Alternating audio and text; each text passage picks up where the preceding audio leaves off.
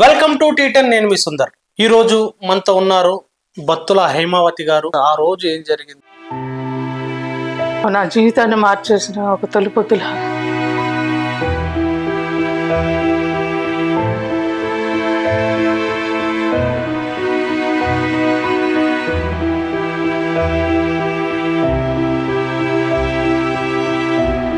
భీష్మరావు, నువ్వు తప్పుకోని బందీలుగా మిగతా వాళ్ళు ఉన్నారు.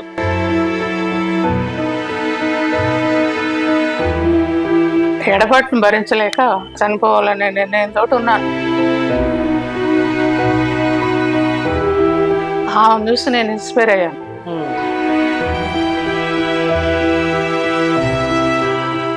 ఈరోజు మనతో ఉన్నారు బత్తుల హైమావతి గారు. ఆమె ప్రజా ఉద్యమాల్లో గత 40 ఏళ్ళుగా కొనసాగుతున్నారు. వాళ్ళ సహచరుడు భీష్మారావు గారు మావోయిస్టుల చేతిలో ఇప్పటికీ 39 సంవత్సరాలు అవుతుంది. ఈ నేపథ్యంలో హైమావతి గారితో మాట్లాడదాం. నమస్తే హైమావతి గారు. నమస్తే. ఎట్లా ఉందండి మీ ఆరోగ్యం? ఆరోగ్యం పర్వాలేదు. 1 year నుంచి కొంత రెస్ట్లో ఉన్నాను. కుదుట పడుతుంది, పర్వాలేదు. ఓకే అండి. 39 సంవత్సరాలు అవుతుంది భీష్మారావు గారిని, చంద్రరావు గారిని మావోయిస్టులు మర్డర్ చేసి. అసలు ఏం జరిగింది? అసలు ఆ రోజు ఏం జరిగింది మీకు ఎట్లా తెలిసింది? ఆ రోజు నేను ఒకళ్ళిద్దరు ఫ్రెండ్స్ ఇంటికి వస్తే మాట్లాడుకుంటూ కూర్చున్నాను. నిరంతరం ఉద్యమ విషయాలే మాట్లాడుకునేవాళ్ళం ఎక్కువగా. భీష్మారావు గారు, చంద్రరావు గారు భద్రాచలం నుంచి బయలుదేరి విలేజ్లు తిరిగి జీడిగుప్ప అనే గ్రామంలో విద్యుత్ కొరత ఉంది. విద్యుత్ శాంక్షన్ అయింది కానీ వేయట్లేదు స్తంభాలు. వాటిని శాంక్షన్ చేయించడం కోసం ఎమ్మెల్యే కుంజాబుజ్జు గారిని ఎమ్మటి పెట్టుకొని భద్రాచలం నుంచి జీడిగుప్పకు బయలుదేరి వచ్చారు. చింతూరు దగ్గరికి వచ్చేటప్పటికి చింతూరులో భీష్మారావు గారిని ఎక్కించుకొని ఏ పని ఉన్నా అట్లా వెళ్తుంటారు. అయితే ఆ రోజు భీష్మారావు గారు డివైఎఫ్ఐ జిల్లా మహాసభలు జరుగుతున్నాయి ఖమ్మంలో. దానికి ఆయన డెలిగేటు. ఆ మహాసభలకి వెళ్ళడం కోసం బ్యాగ్ సర్దుకొని రెడీగా ఉన్నారు. ఉండి ఫస్ట్ బస్ 6 గంటలకి భద్రాచలానికి. ఫస్ట్ బస్ ఎక్కితే భద్రాచలం వెళ్ళి ఉండేవారు. అయితే ప్రజాశక్తి పేపరు ఆనాడు ఊల్ టైమర్గా అన్ని పనులు ఒకరే చూసుకునేవారు. అక్కడ ఎక్కువ మంది లేరు. ఆ ప్రజాశక్తి అమౌంట్ కలెక్ట్ కాలేదు. పేపర్ ఆగిపోతే తెల్లవారితే గిరిజన సంస్థ అని ఒకటి, గిరిజన సేవా సమితి అని ఊరు బయట ఉండేది 1 kilometer దూరంలో. అక్కడికి వెళ్ళి ఆ డబ్బు వాళ్ళు ఇవ్వాలి, కొంత అమౌంట్. ఆ అమౌంట్ అడిగి తీసుకొస్తే పేపర్ కడితే పేపర్ వచ్చేస్తుంది కదా, నేను ఎట్లాగ వెళ్తున్నా ఖమ్మం అని చెప్పి ఆ అమౌంట్ కోసం వెళ్ళారు. వెళ్ళి వచ్చేటప్పటికి ఫస్ట్ బస్సు వెళ్ళిపోయింది. సెకండ్ బస్సు 7:38 ఉంది. ఆ బస్సు కోసం రోడ్డు మీద రెడీగా ఉన్నారు. ఉన్నప్పుడు జీప్ వచ్చింది. చంద్రరావు గారు, ఎమ్మెల్యే గారు వచ్చి ఆ డివైఫై తర్వాత పోవచ్చులే ఎప్పుడోసారి, మనం జిడుగుపు వెళ్ళాలి, మీరు ఉండాలి రమ్మని పిలిచారు. అలా జీప్ ఎక్కారు. అట్లా జీడిగుప్ప వెళ్ళారు. వెళ్ళి ఆ విలేజ్ అంతా పరిశీలించారు. జీడిగుప్ప అంటే అంతకుముందు మురళీరెడ్డి గారు ఎమ్మెల్యే చేసిన ఊరు. ఎమ్మెల్యే చేసిన ఊరు కూడా కరెంట్ లేదు ఆనాటికి. అంతా పరిశీలించి ఆ స్తంభాలు లెక్కలు అవన్నీ రాసుకొని అధికారులకు తీసుకెళ్లి మెమోరాండాలు ఇస్తారు. అది ప్రత్యక్షంగా పరిశీలించే ఇచ్చేవాళ్ళు ఆ రోజుల్లో. అదంతా అయిపోయింది. నైట్ అయింది. నైట్ హాల్ట్ చేయాలా వద్దా అని కొంత ఆలోచన చేశారు. అయితే అయింది, చేద్దాం. ఎక్కడికి వెళ్ళినా నైట్ హాల్ట్లు చేసేవాళ్ళు, ప్రజలతో మమేకమై ఉండేవాళ్ళు నాయకులు. అందరం వచ్చాం కాబట్టి నైట్ హాల్ట్ చేస్తే ఈ ఊర్లో జనరల్ బాడీ కూడా పెట్టచ్చు అని చెప్పి అక్కడే ఉండి ఆ ప్రజలతో మాట్లాడుతూ ఉండిపోయారు. ఈ విషయం ఆనాడు విఆర్పురం ప్రాంతంలో బలమైన కాంగ్రెస్ పార్టీ ఉండేది, చింతూరు, విఆర్పురం. వీళ్ళు ఎప్పుడు కూడా కమ్యూనిస్టుల్ని ఎట్లా మర్డర్లు చేయించాలి, ఎట్లా చంపించాలి అనే ఆలోచనలో ఉండేవాళ్ళు. అంత క్రితం ఎర్ర జెండా ఎత్తితేనే చంపుతూ అనేవాళ్ళు. అట్లా అప్పటికి కొంత సిపిఎం పెరిగింది కాబట్టి వాళ్ళు స్వయంగా మర్డర్లు చేయడానికి కొట్లాట్లకు కుదరట్లేదు కాంగ్రెస్ వాళ్ళు. అందుకని ఈ మావోయిస్టులు అప్పటికే 2-3 సంవత్సరాల నుంచి మెమోరాండాలు, కరపత్రాలు వేయడం, చంపుతామని బెదిరించడం, ఇది భీష్మారావు గారిని, భీష్మారావు గారిని, చంద్రరావు గారిని, వెంకటరెడ్డి గారిని, మొత్తం 7-8 మందిని హిట్ లిస్ట్ లో పెట్టారు. అప్పటికే 82 ఆ ప్రాంతంలో దుమ్ముగూడెం ప్రాంతంలో ఒక రైతు ముళ్ళపూడి సత్యనారాయణ గారు అనుకుంటాను, పేరు కరెక్ట్ గా గుర్తులేదు, ఆయన్ని కళ్ళంలో పడుకుంటే చంపేశారు. కారణం ఏంటి అంటే పోలీసు అప్రూవర్ అని అట్లా పేర్లు పెట్టారు. అంటే వాళ్ళకి కొద్దిగా డౌట్ వస్తే అట్లా మర్డర్లు చేసే సంస్కృతి ఉండేది. ఆ రోజు ఏం జరిగిందండి? అట్లా ఈ నైట్ హాల్ట్ చేసి ఈ కాంగ్రెస్ వాళ్ళు మావోయిస్టులు ఆ ప్రాంతానికి వచ్చారు, దళాలు, విఆర్పురం ప్రాంతానికి, జీడిగుప్ప విఆర్పురం మండలం. అప్పుడు వాళ్ళు వీళ్ళు కలుపుకొని మాట్లాడుకొని వాళ్ళని అటాక్ చేయడానికి సలహాలు ఇచ్చి సహకరించి పంపించారు. పంపించి జీడిగుప్ప ఊరు బయట వాగు ఒడ్డున, వాగులోంచి జీప్ ఎక్కుతుంటది అనమాట. అప్పుడు బ్రిడ్జిలు అవి ఏమి లేవు, కలవట్లు ఏమి లేవు సరిగ్గా. ఆ ఎక్కే దగ్గర డౌన్ అయింది బండి, స్లో అయింది. అక్కడ దారి కాచారు 12 మంది మావోయిస్టులు. అప్పుడు వాళ్ళకి తెలియదు అసలు చంపడానికి వచ్చిన వాళ్ళకి అందులో భీష్మారావు గారు, చంద్రరావు గారు ఎవరు తెలియదు. అయితే ఈ కాంగ్రెస్ వాళ్ళే మనిషిని పంపించి, కాంగ్రెస్ వాళ్ళు కుమ్మక్కయ్యారు అనే దానికి గట్టి నిదర్శనం ఏంటంటే వాళ్ళ మనిషిని పంపించి అక్కడ కూర్చోబెట్టారు. ఒక ట్రాక్టర్ ఏదో పని మీద పోతున్నట్టు ఆ దారిలో ట్రాక్టర్లో మనుషులు వచ్చి వీళ్ళు పట్టుకున్న టైంకి, వాళ్ళు ఏమి స్వార్థం లేని వాళ్ళు అయితే ఎందుకో కొడుతున్నారని అడగాలి కదా, అట్లా కాకుండా ఈయనే భీష్మారావు, ఈయనే చంద్రరావు అట్లా వేళ్ళు పెట్టి చూపెట్టి వెళ్ళిపోయింది ఆ ట్రాక్టర్. అప్పుడు వీళ్ళు బండిలో కూడా 9 మంది వరకే ఉన్నారు జీప్ లో. ఈ 9 మందిలో చంద్రరావు గారిని ఒక 3 పట్టుకొని ఒక సైడ్ కి తీసుకెళ్లారు, రోడ్డుకి, చిన్న రోడ్డు. భీష్మారావు గారిని ఒక 6 పట్టుకొని 2 చేతులు 3 పట్టుకొని ఒక సైడ్ కి తీసుకొచ్చారు. ఇంకా మిగిలిన 3 మావోయిస్టులు ఈ బండిలో ఉన్న 7 మందో 6 మందో ఉన్నారు. అందులో సున్నరాజయ్య గారు కూడా చిన్న కుర్రాడు. ఈ మిగిలిన బండిలో ఉన్న వాళ్ళు, జీప్ లో ఉన్న వాళ్ళందరినీ ఒక పక్క తీసుకెళ్లి రౌండ్ అప్ చేసి వాళ్ళ కాపలాగా ఉన్నారు, వాళ్ళు బయటికి రాకుండా, కదిలితే చంపుతాం అది. అట్లా బొజ్జుగారిను తుపాకీ మెడమలతో అక్కడే నిలబెట్టి గుద్దుకుంటూ, ఎందుకు అట్లా చంపుతున్నారు గట్టిగానే అడిగారు ఆయన. ఎందుకు మా వాళ్ళని చంపుతున్నారు అని బొజ్జుగారు అడిగితే, వాళ్ళ ఇద్దరిని చంపేస్తాం, నిన్నేమనలేవు, నువ్వు నిలబడు అనుకుంటూ ఆయన్ని గుద్దారు తుపాకీ మెడమలతోటి. ఇదంతా భీష్మారావు గారు ఇద్దరిని వదిలించుకున్నాడు. అప్పటికి చంద్రరావు గారు కేకలు వేస్తున్నాడట, భీష్మారావు నువ్వు తప్పుకోని. బాగా ఉరకగలిగే శక్తి ఉంది, 35 సంవత్సరాల వయసు, మంచి శక్తి కలిగి ఉన్నారు. కానీ మరి బందీలుగా మిగతా వాళ్ళు ఉన్నారు, ఉరకటం కరెక్ట్ కాదనిపించిందో ఏమో, నా మనసుకు అట్లా అనిపించింది ఆ టైంలో. అట్లా ఆలోచిస్తాడు ఆయన. కామ్గా ఉన్నారు, ఉండి అదే అడుగుతున్నారు, ఎందుకు చంపుతున్నారు మమ్మల్ని, ఎందుకు కొడుతున్నారు, మీకు ఏం కావాలో చెప్పండి అని అడిగారు. ఏం సమాధానం చెప్పలేదంట. ఎంతసేపటికి కింద పడట్లేదు, ఇట్లా దులిపితే ఈ 3 కింద పడ్డారట, చేతికున్న 3. అట్లా ఏమన్నా పారిపోతాడేమో అని వెనక నుంచి గొడ్డలతోటి దెబ్బేశారు. పదునైన గొడ్డలతోటి దెబ్బేసేటప్పటికి మైండ్లో దిగింది అది. ఆ గొడ్డల దెబ్బకి పడిపోయారు మనిషి. పడిపోయిన మనిషిని చెట్టుకి, చిన్న చెట్టు ఉంది అక్కడ, ఆ చెట్టుకి కాళ్ళు కట్టి కాలు చెయ్యి నరికారు. ఎడం కాలు, కుడి చెయ్యి, లేదా కుడి కాలు ఎడం చెయ్యి. ఆ నరకడం కూడా దాదాపు 2-3 దెబ్బలు వేసినా మనిషి చనిపోతారు. కానీ వాళ్ళ పైశాచికత్వం 40-50 నరుకులు నరికారు. మనం చికెన్ కొట్టుకుంటాం ఆ పద్ధతుల్లో. అట్లా ప్రాణం పోలేదు, వదిలేసి వెళ్ళిపోయారు ఇక ఎక్కడ వాళ్ళని అక్కడ. చంద్రరావు గారిని కొన్ని గొడ్డల దెబ్బలు కొట్టారు. ఆ తర్వాత పెస్టల్ పెట్టి పేల్చారు తొడకి. ఆయన తరచూ అంటుండేవాళ్ళు, మీ బుల్లెట్లు మమ్మల్ని ఏం చేయలేవు, మీ తుప్పు పట్టిన తుపాకులు మమ్మల్ని ఏం చేయలేవు, మా ఉద్యమాలు ఆపలేవు. జనరల్ గా అంటాం కదా తుపాకులతోటి ప్రజా ఉద్యమాలు ఆపలేరు అని. దానికి వాళ్ళు నువ్వు ఇప్పుడే మా తుపాకులు తుప్పు పట్టినాయి అన్నావు కదా, ఇదిగో చూడు అని చెప్పి తొడ మీద ఒకటి పేల్చి, ఆ తర్వాత నువ్వు ఇప్పుడు చావడానికి వీల్లేదు, నువ్వు 4 రోజులు మంచంలో ఉండి మమ్మల్ని అన్నయ్యని గుర్తు చేసుకుంటూ చనిపోవాలని చెప్పి వదిలేసి వెళ్ళిపోయారు. వెళ్ళిపోయిన తర్వాత భీష్మారావు గారు దగ్గరలో ఏదో విలేజ్ ఉంది, ఆ విలేజ్కి ఈ మిగతా బండిలో ఉన్న మిగతా కామ్రేడ్స్ ఉన్నారు, వాళ్ళని పంపించి ఒక తాడు, ట్రాక్టర్లలో నులకతాళ్ళు ఉంటాయి, ఆ నులకతాడు ట్రాక్టర్ తీసుకొని రమ్మంటే తీసుకొని వచ్చారట.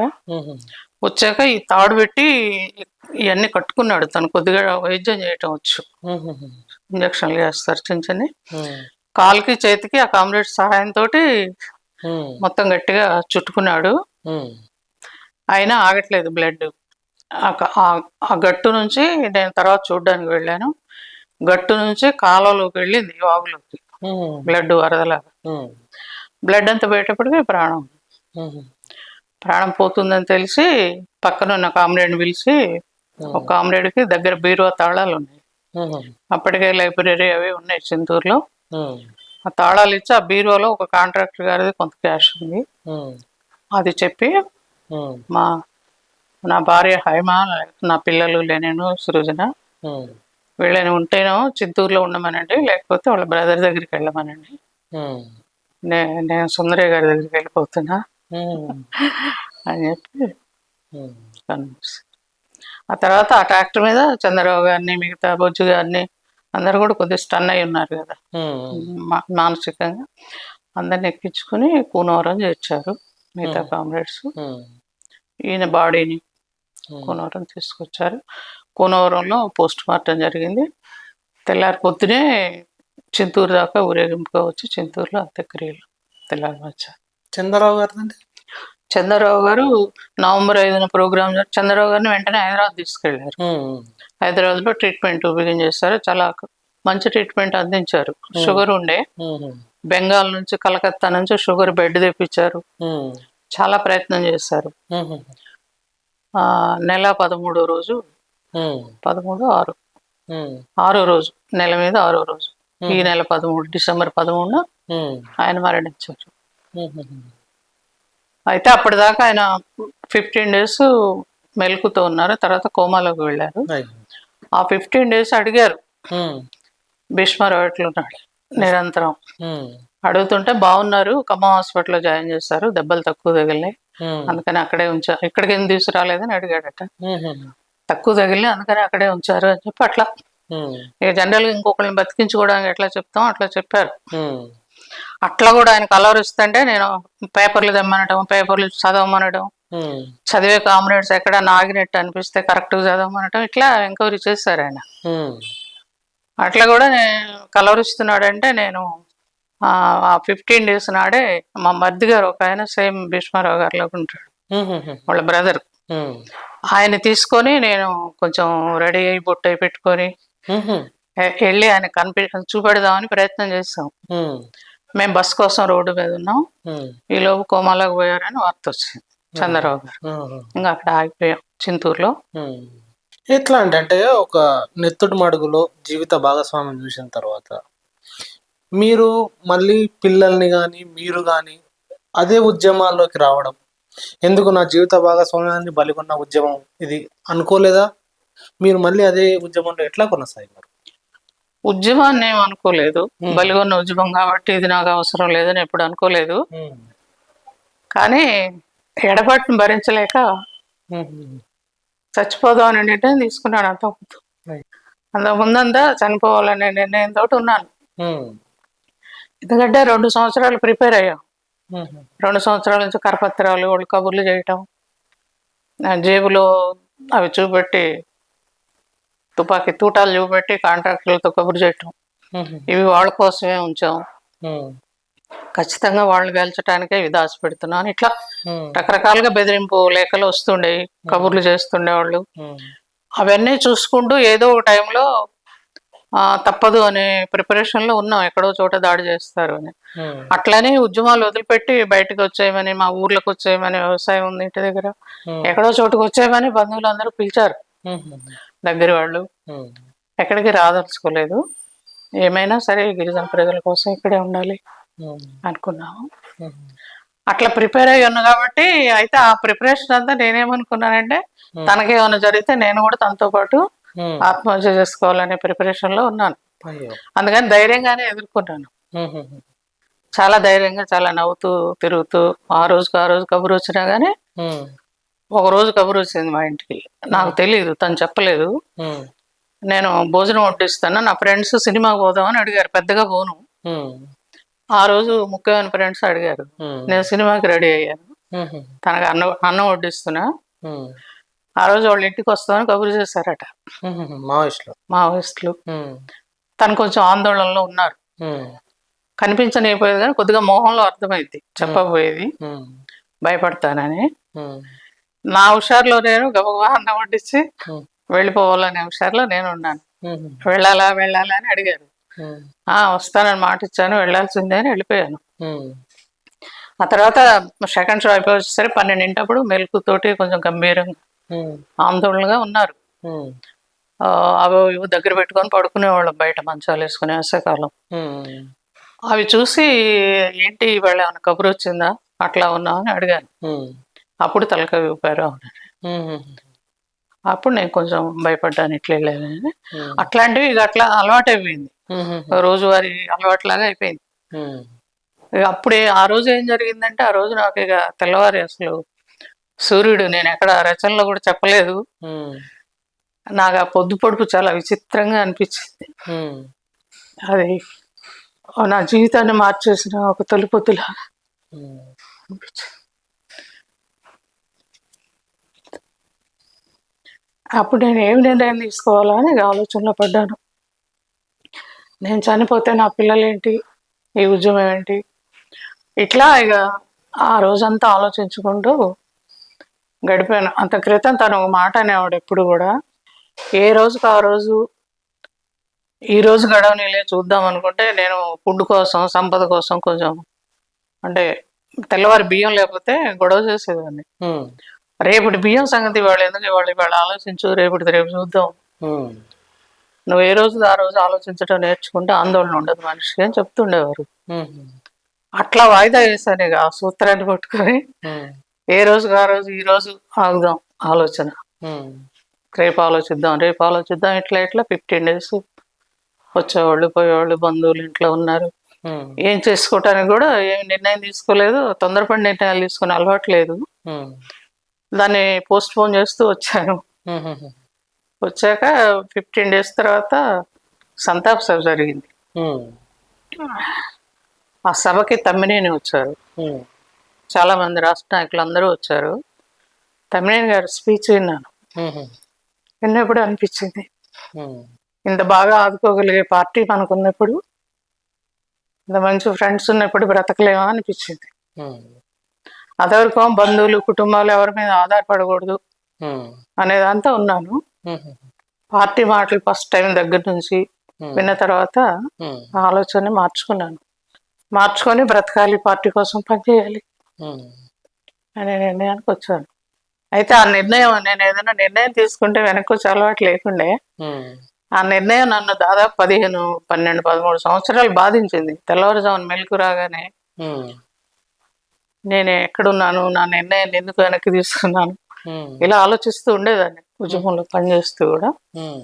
అట్లా ఇక కొంచెం పిల్లలు పెద్దోళ్ళు అయ్యి, మా పాప మ్యారేజ్ అయ్యి.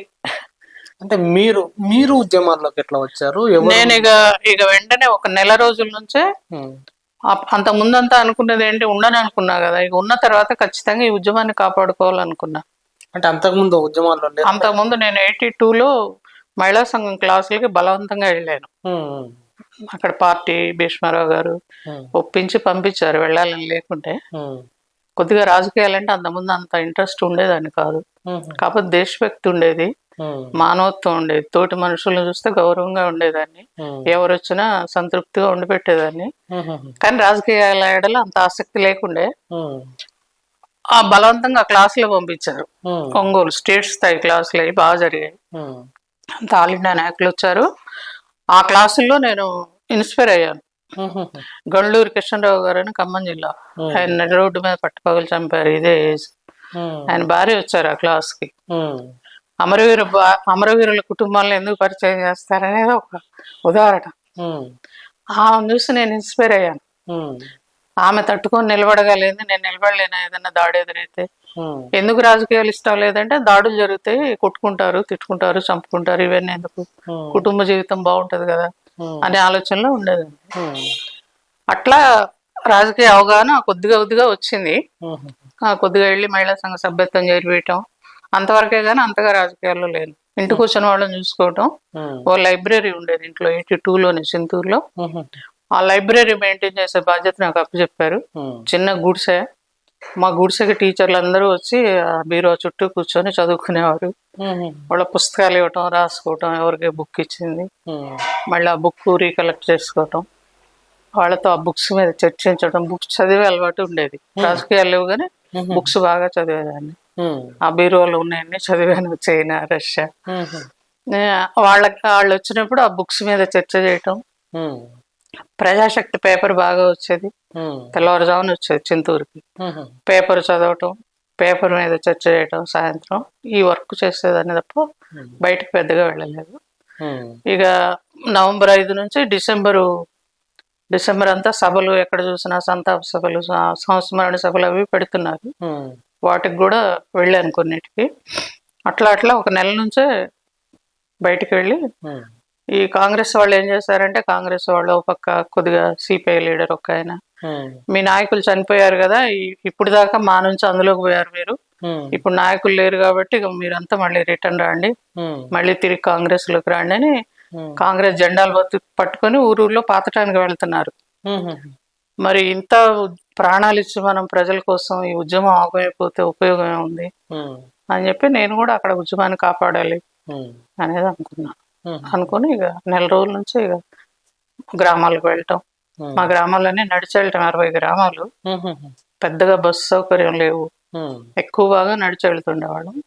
4-5 కామ్రేడ్స్ కలిసి వెళ్ళి మీటింగ్లు వేసి ప్రజలకు ధైర్యం చెప్పి మేమున్నాం మీకని. అట్లా ఏలూరు లక్ష్మీనారాయణ గారు వచ్చేవారు, శ్యామల వెంకటరెడ్డి గారు, సింగు నరసింహారావు గారు, ఇప్పుడు సిపిఐలో చేస్తున్నారు ఖమ్మం. వీళ్ళందరూ అక్కడ లీడర్లుగా ఉన్నారు. వీళ్ళందరూ వచ్చి నన్ను తీసుకొని అన్ని గ్రామాలు వెళ్తుండేవాళ్ళు. అట్లా అప్పుడు చంద్రరావు గారు కానీ లేకపోతే భీష్మారావు గారు కానీ ఎట్లా జనాన్ని ఆర్గనైజ్ చేసేవాళ్ళు, అట్లా గిరిజన పోరాటాలని గిరిజన ప్రజల్లో ఎట్లా పనిచేసేవాళ్ళు? ఆనాడు పని చాలా అంకిత భావంతో ఉండేది. ఏ గ్రామం వెళ్ళినా నిద్ర చేయకుండా వచ్చేవాళ్ళు కాదు. రాత్రిపూటే ట్రైబల్ గ్రామాల్లో ప్రజలు పని చేసుకోకపోతే పొట్టగడవదు. పగలంతా పని చేసుకొని రాత్రి మీటింగ్ లో కూర్చుంటారు. వాళ్ళు తిన్న తర్వాత కల్లో గంజో తాగొచ్చి కూర్చుంటారు దగ్గర. అక్కడ నైట్ అంతా గంటన్నర 2 గంటల పాటు ఆ మీటింగ్లు నడుస్తాయి ప్రతి గ్రామంలో. మహిళా మీటింగ్లు కూడా అంతే పెట్టేవాళ్ళు. స్త్రీలు పురుషులు ఇద్దరు కూర్చునేవాళ్ళు. అట్లా ఆర్గనైజ్ చేస్తూ వాళ్ళని కమ్యూనిస్ట్ పార్టీ పేద ప్రజలకు ఎట్లా సహకరిస్తుంది, ట్రైబల్ ఏరియాలో దోపిడీ ఎట్లా జరుగుతూ ఉంది, ఈ దోపిడీ నుంచి మీరు బయటపడాలంటే కమ్యూనిస్ట్ పార్టీ అవసరం ఏంటి మీకు, ఈ విషయాలు ప్రజలకు అర్థమయ్యేదాకా ఓపికగా చెప్తుండేవాళ్ళు. చెప్పడంతో పాటు ఏ పని మీద ఒక గిరిజనుడు వచ్చినా నేను పెద్ద లీడర్ని ఇంకొకళ్ళకి అప్పచెప్పి కూడా పోకుండా వాళ్ళే హాస్పిటల్కి వచ్చారనుకోండి, వాళ్ళే స్వయంగా తీసుకెళ్లి హాస్పిటల్లో అడ్మిట్ చేయటం, డాక్టర్తో మాట్లాడడం, వైద్యం సరిగ్గా జరుగుతుందా లేదా చెకప్ చేయటం, జబ్బు నయమయ్యేదాకా వెంట ఉండటం, సీరియస్ ఉంటే సీరియస్ అని చెప్పడం, ఇట్లా కుటుంబాలతో మమేకమై ప్రతి పనిని పంచుకునేవాళ్ళు. చిన్న పని కూడా చేసుకోలేని పరిస్థితుల్లో ట్రైబల్స్ ఉండేవాళ్ళు. ఎంఆర్ఓ ఆఫీసులకు వెళ్ళటం, ఎండిఓ ఆఫీసులకు వెళ్ళటం, వాళ్ళకి కావాల్సిన సర్టిఫికెట్స్ అవి. అంతకంటే ముందు సముతుల్లో ఇంకా దోపిడీ విపరీతంగా ఉండేది. వాటిలో కూడా అప్పటికి భీష్మారావు గారు రాలే, మండలాలు ఏర్పడే ముందు వచ్చారు. అంటే 80 నుంచి వచ్చారు. 87లో మండలాలు. అంతకుముందు ఇంకా క్రిటికల్ గా ఉండేది కదా పని అంతా కూడా, ప్రజల పని. కలెక్టర్ ఆఫీసులకు వెళ్ళటం, Bhadrachalam ITD office, sub collector office, వీటి దగ్గరికి వెళ్ళి ఎంతమంది పని ఉందో అంతమందిని రమ్మనడం, అంతమందిని తీసుకొని వెళ్ళడం, వాళ్ళకి కావాల్సిన అవి ఇప్పించేదాకా వెంటుండి ఫలితాలు వచ్చేదాకా పోరాటాలు నిర్వహించడం. ఆ గ్రామాల్లో కూలి పోరాటాలు, లేదా రైతులకు రావాల్సిన ఎరువులు, పురుగు మందులు వీటి మీద, లేదా పెద్ద రైతుల నుంచి ఎదురవుతున్న దోపిడీకి వ్యతిరేకంగా, ట్రైబల్ సంతల్లో ఎదురవుతున్న దోపిడీకి వ్యతిరేకంగా, మేకల పుల్లర్ అని ఉండేది 80కి ముందు. అంటే మేకలు అడవుల్లో మేస్తే కూడా పన్ను కట్టాలి. అట్లా అటువంటి వాటి మేకల పుల్లర్ కట్టడానికి వీల్లేదని అంతా కరపత్రాలు వంచటం, ఆనాడు ఒక కరపత్రం విజయవాడ నుంచి వస్తే, స్టేట్ ఆఫీస్ విజయవాడ, ఆ కరపత్రం పట్టుకొని చదువు వచ్చిన వాళ్ళతో చదివించుకొని చదువురాని కామ్రేడ్ ఊరూరు తిరిగి ప్రచారం చేసేవాడు. చేసి కట్టుబాటు చేసేవాడు ప్రజల్ని. ఈ మేకల పుల్లరి ఎత్తేసేదాకా ప్రభుత్వం మనం వెళ్ళటానికి వీల్లేదు. ఫారెస్ట్ అడవుల్లో ఎక్కువ ఫారెస్ట్ డిపార్ట్మెంట్ తో ఉండేది పని పార్టీకి. ఫారెస్ట్ అడవుల్లో గడ్డి కోసుకోవటానికి లేదు, కలప తెచ్చుకోవడానికి లేదు, ఇళ్ళు కప్పుకునే గడ్డి, లేదంటే దారి బాట పని అని చేపిస్తారు. వాళ్ళు పోవడానికి రావడానికి, ఫారెస్ట్ వాళ్ళ జీబులు తిరగటానికి, మనుషులు తిరగటానికి దారి కొట్టిస్తారు, క్లీన్ చేయిస్తారు. దానికి కూలి ఇవ్వాలి. కూలి ఇవ్వకుండా అదంతా వెట్టి చాకరీ చేయించేవాళ్ళు. గవర్నమెంట్ దగ్గర, సమితి దగ్గర వీళ్ళు కూలి డబ్బులు తెచ్చేవాళ్ళు. రికార్డ్ అంతా తప్పుడు రికార్డులు రాసి ప్రజలకు ఇవ్వకుండా ఎగ్గొట్టేవాళ్ళు. ఇట్లాంటివన్నీ ఇప్పించే ప్రయత్నం నిరంతరం జరుగుతూ ఉండేది. అయితే భీష్మారావు గారు అంతకంటే సిపిఎం పార్టీ రాకంటే ముందు మావోయిస్టులతోటి సంబంధాలు ఉండేవి. మావోయిస్టులు కాదు, ఎవరు మరి? వాళ్ళు సిపి గ్రూప్ అంటారు, చంటపుల్లారెడ్డి. సిపి గ్రూప్, ఓకే, నక్సలైట్లు. వాళ్ళతోటి సంబంధాలు ఉండడమో కొరియర్గా చేసిర్రు అనేది తెలిసింది. మళ్ళీ ఎట్లా ఈ ఉద్యమంలోకి ఎట్లా వచ్చినారు? అదే ఇప్పుడు అక్కడ ఆ మోతుగూడెంలో పోలీసు అటాక్ చేసింది, ఇంటిని చేసి అరెస్ట్ చేసి తీసుకెళ్లిపోయారు. అప్పటికి 4-5 సార్లు అడిగారు చంద్రబాబు గారు వాళ్ళు. ఈయన కూడా ఆలోచనలో ఉన్నారు. అరెస్ట్ చేసి తీసుకుపోయినప్పుడు ఇక నేను ఎవరికి బంధువులకి కబురు చేయాలి, నాకు ఎవరు ఆలోచన కూడా రాలేదు. మా బ్రదర్ వెళ్ళి చంద్రబాబు గారి దగ్గరికి వెళ్ళి ఇట్లా విషయం అని చెప్పాడట. పాల్వంచలో ఉండేవాడు ఆయన, మా బ్రదర్ అప్పటికి. అప్పుడు చంద్రబాబు గారు ఎర్రారెడ్డి ఎమ్మెల్యే ఉన్నారు.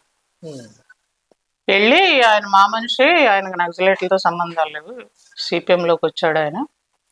అప్పటికి కలుస్తున్నారు కానీ ఇంకా సభ్యత్వం అది తీసుకోలేదు అని చెప్పి ఆ కేసు నుంచి బయటికి తీసుకొచ్చారు. దాదాపు కాల్ చేయమని కూడా ఆర్డర్స్ వచ్చినాయి.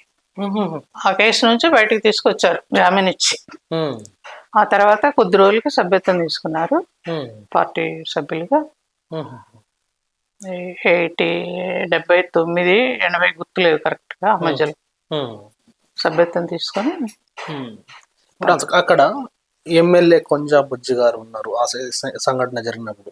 వాళ్ళని ఇద్దరిని మర్డర్ చేసిన సందర్భంలో సునోన్ రాజయ్య గారు తర్వాత కాలంలో ఎమ్మెల్యే అయ్యారు. ఆయన కూడా ఉద్యమంలో ఉన్నారు. ఎందుకు వీళ్ళిద్దరి పైన టార్గెట్ ఎందుకు చేసింది అక్కడ ఉన్న కాంగ్రెస్ కానీ, లేదు మీరు అంటున్న మావోయిస్టులు కానీ? అంటే నాన్ ట్రైబ్ ఎక్కడి నుంచో వచ్చి వీళ్ళు ట్రైబల్స్ ఎడ్యుకేట్ చేస్తున్నారు. ఈ దోపిడీ గురించి చెప్తున్నారు కదా. ఇప్పుడు ఈ కాంగ్రెస్ లీడర్లు కూడా నాన్ ట్రైబ్ చాలా మంది ఉన్నారు.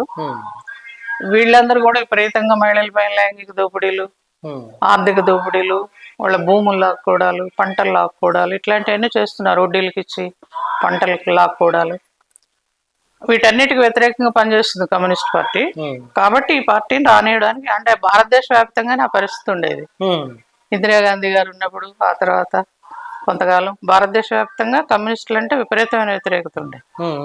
దాంట్లో భాగంగా లోకల్ కాంగ్రెస్ కూడా వీళ్ళని రానివ్వడానికి వీళ్ళది. మన ప్రాంతంలోకి కంచుకోట విఆర్పురం కాంగ్రెస్ కి సమితి. అందుకని ఈ పూర్ణవరం సమితిలో మళ్ళీ కొంత సిపిఐ ఉండేది ఆ రోజుల్లో. అందుకని వీళ్ళని రానియడానికి వీళ్ళేదని ఒక పట్టుదలతో ఉండేవాళ్ళు. దాని నుంచి వ్యతిరేకించేవాళ్ళు అన్నమాట. అందుకని ముందు నాన్ ట్రైబ్ రాకుండా పోతే, ట్రైబుల్ అయితే అంత తెలియలేదు కాబట్టి వీళ్ళు మన మీదకి యుద్ధానికి రారు, భయపడతారు మన చూస్తే అనే ఆలోచనతో ఉండేవాళ్ళు. బుజ్జుగారు లాంటి వాళ్ళు అట్ట కూడా లేరు.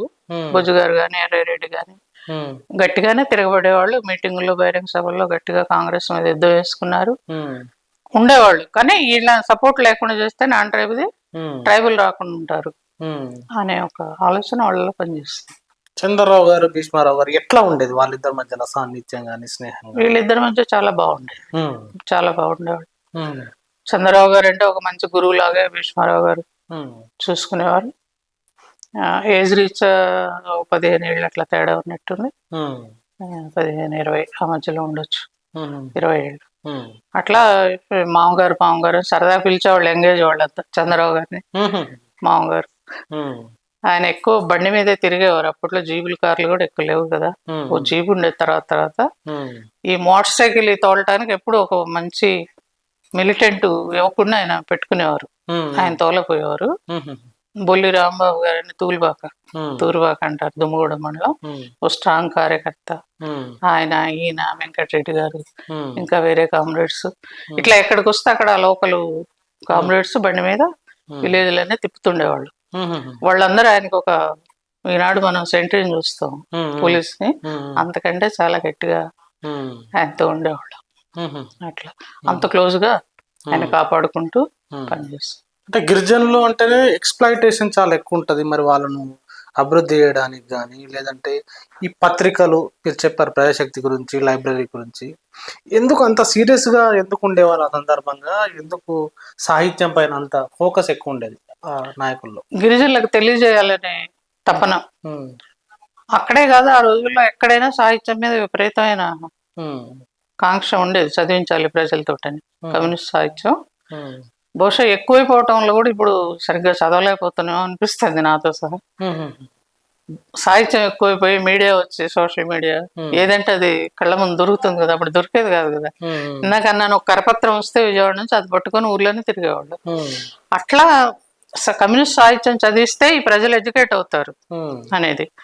యువతరాన్ని స్కూళ్ళకు పంపకపోతే కూడా ఎడ్యుకేట్ చేస్తారు వీళ్ళు, వెళ్ళి మీటింగులు పెట్టి మీ పిల్లల్ని స్కూల్కి పంపడం వల్ల ఎంతో ఉపయోగం ఉంటుంది భవిష్యత్తులో, మీ ఏరియా ఎట్లా అభివృద్ధి అవుద్ది, ఇవాళ మీ పంటలు ఏంటి, సోలెడు పోతే అడ్డడు బండి అంటే సామెతలు ఉన్నాయి కదా వెనకట. అంటే ఇప్పుడు ఒక 2 సేర్లు ఇత్తనాలు వేస్తే 2 బస్తాలన్నా కావాలి కదా, అట్లా అయ్యేవి కావు. 2 సేర్లు ఇత్తనాలు వేస్తే 10 సేర్లు 15 సేర్లు పంట వచ్చేది. అంటే పండించడం రాక ఇవన్నీ ఎడ్యుకేట్ చేసేవాళ్ళు. చదువుకుని ఉంటే ఎట్లా పంటలు పండిస్తారు, ఎట్లా అభివృద్ధి అవుతారు బిడ్డలు, అందుకని బడికి పంపటం ఎంత అవసరం. రాత్రిపూట స్పెషల్గా పిల్లల్ని బడికి పంపటం కోసమే మీటింగ్లో చెప్పేవాళ్ళు. అట్లా ఎడ్యుకేషన్ మీద అంత శ్రద్ధ పెట్టి పనిచేశారు. ఇప్పుడు మీరు మీ జీవిత భాగస్వామి హత్యకు గురైన తర్వాత 2 పిల్లల్ని చదివించడం, వాళ్ళను అభివృద్ధి వైపు నడిపించడం, ఇంకోటి అయితే ఉద్యమాల్లో కొనసాగడం ఎట్లా? ఇప్పుడు ఒక శాఖ కార్యదర్శిగా కూడా పనిచేసినట్టు మీరు, తర్వాత ఐద్వా రాష్ట్ర కార్యదర్శిగా పనిచేసినారు. సో కింద గ్రౌండ్లో నుంచి మళ్ళీ మొత్తం రాష్ట్రాన్ని ఆ బాధ్యతల్లో ఉన్నారు మీరు. ఎట్లా ప్రయాణం నడిచింది? పిల్లల్ని పెంచడంలో చాలా ఇబ్బందులు పడ్డాను. కటిక కరువులో ఉన్నాం మేము ఆ టైంలో. అంటే ఇంటి దగ్గర కొద్దిగా పొలాలు అవి ఉన్నాయి కానీ పొలంగానే ఉండిపోయింది, ఎటువంటి ఆదాయాలు తెచ్చుకోలేదు. అమ్మ వాళ్ళది చిన్న రైతు కుటుంబం, అందుకనే అమ్మ వైపు నుంచి కూడా ఈ భీష్మారావు గారి కంటే ముందు 5 సంవత్సరాలు మా నాన్న చనిపోయారు. ఇటు నుంచి అటు నుంచి కూడా పెద్దగా ఏమి ఆశించకుండా ఉన్న దాంట్లో నేను కొద్దిగా టైలరింగ్ చేసేదాన్ని. భీష్మారావు గారు చనిపోయాక మా ఫ్రెండ్స్ కొన్ని బట్టలే కుట్టేదాన్ని. అవి 30 రూపాయలు 20 రూపాయలు వస్తే అవి పెట్టుకొని ఖమ్మం దాకా ఛార్జీలు పెట్టుకొని వచ్చేదాన్ని.